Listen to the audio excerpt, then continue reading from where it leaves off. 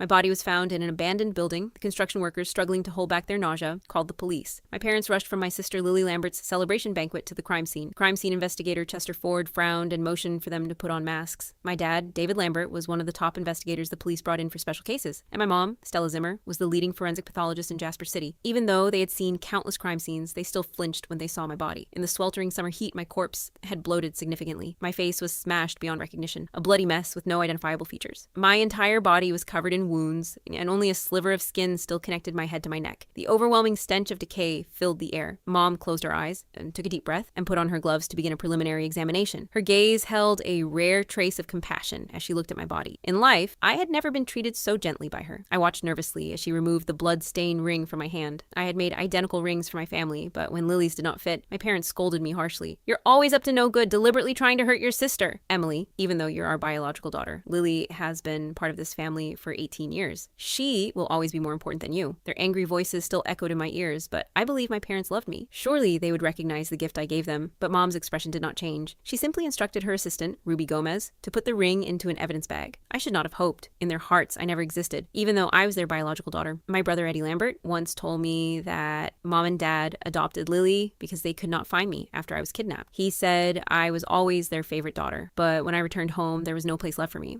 I felt like an intruder in my own family. After surveying the scene, Dad sighed and asked Mom, "What's the situation with this body?" Mom removed her gloves and massaged her furrowed brows. "The victim appears to be around 20 years old. Preliminary cause of death looks like a throat slit. She was likely tortured for a long time before she died. The method is brutal, and the public impact will be severe. We need to solve this case quickly before it blows up in the media." Dad lit a cigarette and took a deep drag. He had a troubled expression. Even after death, I was still causing my parents problems. Chester reminded them, "The killer hasn't been caught yet, so you should be extra careful at home. You have 2 daughters. Don't let them go out at night." Mom's voice was impatient. "Lily is always obedient. It's Emily I can't control." Chester, being an old friend of my parents, knew all about our family situation. Dad rubbed his right shoulder. Chester noticed and asked, "David, is your shoulder acting up again?" Dad waved him off. "It's fine. I put on one of those pain relief patches Emily bought." He stopped mid-sentence. The daughter they called rebellious still cared about their health.